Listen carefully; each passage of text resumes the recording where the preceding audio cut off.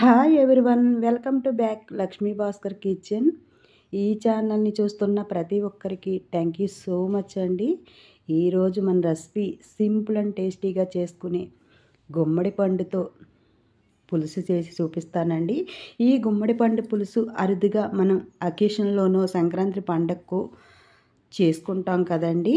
ఎప్పుడో ఒక్కసారి చేసుకునే ఈ గుమ్మడికాయ పులుసులో ఉప్పేసి వండుకున్న పప్పు వేసుకొని అప్పడాలు వేసుకొని భోజనం చేస్తే చాలా బాగుంటుంది కదండి. అంతేకాదండి, తెలుగింటి సంప్రదాయాన్ని గుర్తు చేసుకుంటూ వండుకునే ఈ గుమ్మడికాయ పులుసు అండి.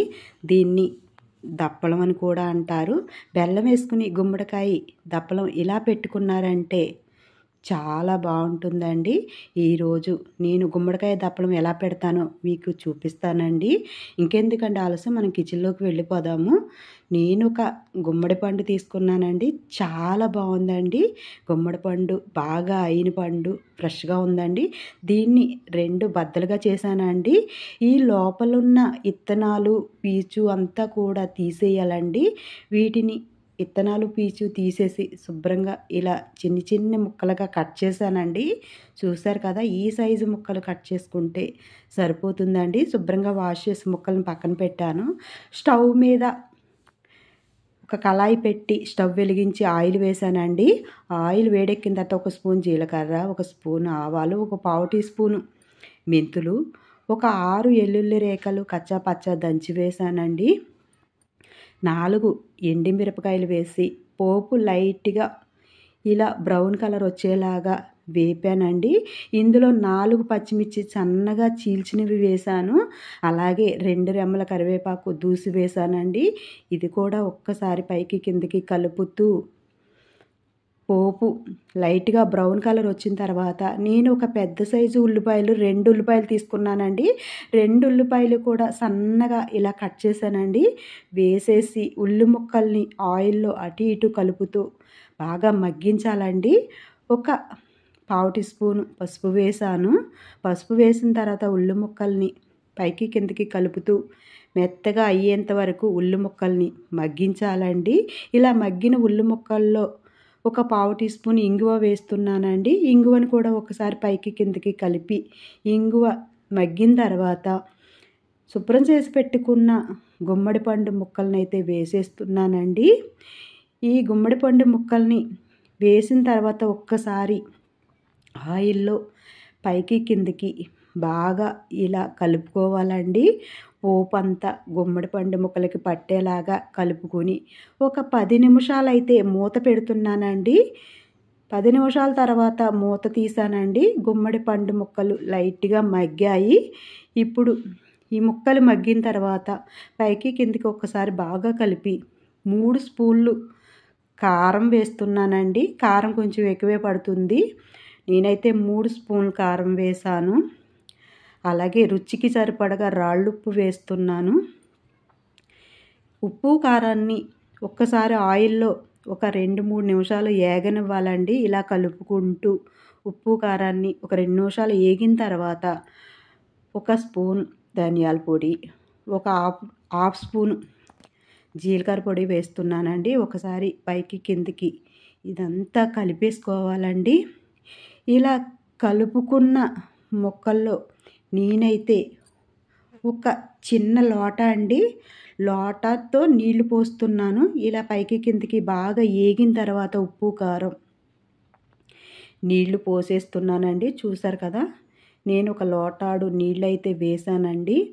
ఒక్కసారి బాగా నీళ్లు ఉప్పు కారం అంతా కలిసేలాగా కలుపుకోవాలి.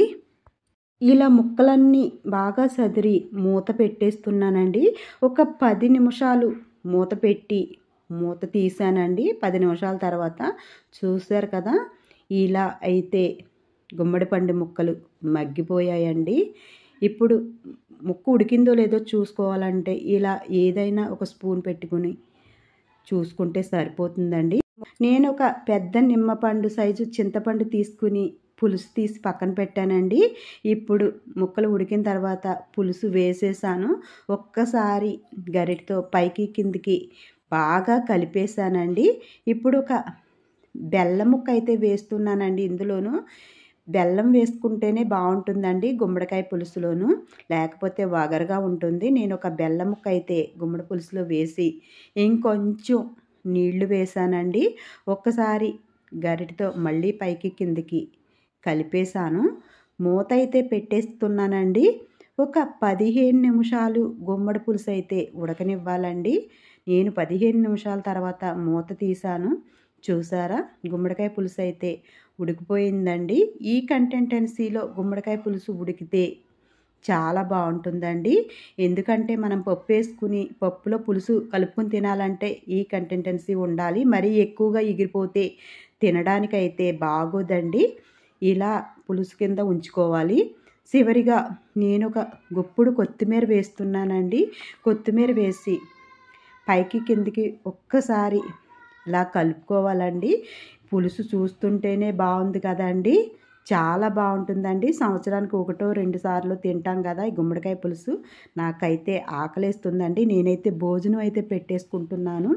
నేను రైస్ పెట్టేసుకుని ఒక కప్పు గుమ్మడికాయ పులుసు పెట్టుకున్నప్పుడు ఉప్పేసి మాత్రమే వండుకునే పప్పు వండుకోవాలండి. అలాగే జంతికలు వడియాలండి ఇవి. మన ఛానల్లో ఫుల్ వీడియో ఉందండి జంతికలు వడియాలు. అలాగే ఇంకా వడియాల వీడియోస్ చాలా ఉన్నాయండి. ఇలా పప్పు సాంబారు రసం కానీ ఇలా గుమ్మడికాయ పులుసు కానీ వండుకున్నప్పుడు ఈ వడియాలు వేసుకుని తింటే చాలా బాగుంటుందండి. ఎవరికైనా ఇంట్రెస్ట్ ఉంటే కనుక ఫుల్ వీడియో జంతికల వీడియో మన ఛానల్లో ఉంది, వెళ్ళి చూడండి. చూశారు కదా, నేనైతే ఈరోజు గుమ్మడికాయ పులుసుతో తెలుగింటి సంప్రదాయాన్ని గుర్తు చేసే భోజనం చేస్తున్నానండి. పప్పు గుమ్మడికాయ పులుసు అలాగే జంతికల వడియాలతో నేను భోజనం తృప్తిగా చేస్తున్నానండి. మీరు కూడా ఒక్కసారి గుమ్మడికాయ పులుసు ఇలా చేసి చూడండి. అదేనండి గుమ్మడికాయ దప్పడం అని కూడా అంటాం కదా, చాలా బాగుంటుందండి. మీకు వీడియో నచ్చితే లైక్ చేయండి, షేర్ చేయండి, నా ఛానల్ని సబ్స్క్రైబ్ చేసుకోండి. Thank you for watching.